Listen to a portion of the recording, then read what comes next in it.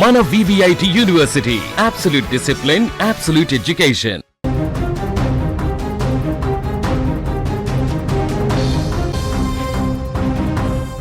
ఢిల్లీలో నిర్భయ ఘటన యావత్ ప్రపంచాన్ని కదిలించింది. బస్సులో ఓ యువతిపై సామూహిక అత్యాచారం చేసి అత్యంత దారుణంగా ప్రవర్తించారు. అందుకే ఇప్పటికీ నిర్భయ పేరు వింటే వెన్నులో వణుకు పుడుతోంది. ఇప్పుడు అచ్చం అలాంటి ఘటనే మరొకటి దేశ రాజధాని ఢిల్లీలో చోటు చేసుకుంది. కదులుతున్న బస్సులో ఓ మహిళపై సామూహిక అత్యాచారం చేసిన ఘటన మరోసారి చర్చనీయాంశంగా మారింది. రెక్కాడితే గాని డొక్కాడని కుటుంబం.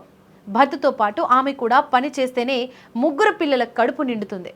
అందుకే ఆమె నిత్యం పనికి వెళ్తుంటుంది. అయితే ఎప్పటిలాగే ఆ రోజు కూడా పనికి వెళ్ళింది. తిరిగొచ్చేసరికి ఆలస్యమైంది. చుట్టూ చిమ్మ చీకటి. నడుచుకుంటూ ఒక్కతే భయంగా రోడ్డుపై వస్తోంది. అప్పుడే ఆమెకు రోడ్డుపై ఆగి ఉన్న ఓ బస్సు కనిపించింది.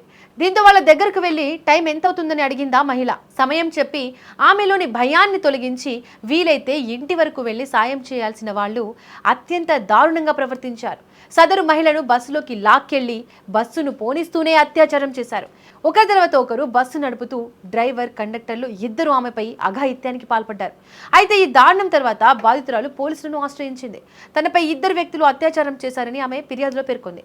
వెంటనే స్పందించిన రాణిబాగ్ పోలీసులు కేసు నమోదు చేసి దర్యాప్తు ప్రారంభించారు. బాధితురాలికి వైద్య పరీక్షలు నిర్వహించగా అత్యాచారం జరిగినట్లు ప్రాథమికంగా నిర్ధారణ అయ్యింది. పోలీసులు సాంకేతిక ఆధారాల సాయంతో నిందితులను గుర్తించి నిందితులను అదుపులోకి తీసుకున్నారు. నేరానికి ఉపయోగించిన స్లీపర్ బస్సును కూడా పోలీసులు స్వాధీనం చేసుకున్నారు. నిందితులను డ్రైవర్, కండక్టర్లుగా గుర్తించారు. బాధిత మహిళకు వివాహమై 3 పిల్లలు ఉన్నారు. నిత్యం కష్టపడి పనికి వెళ్లి వచ్చే ఒక సామాన్య మహిళపై ఇలాంటి అఘాయిత్యం జరగడం స్థానికంగా కలకలం రేపింది.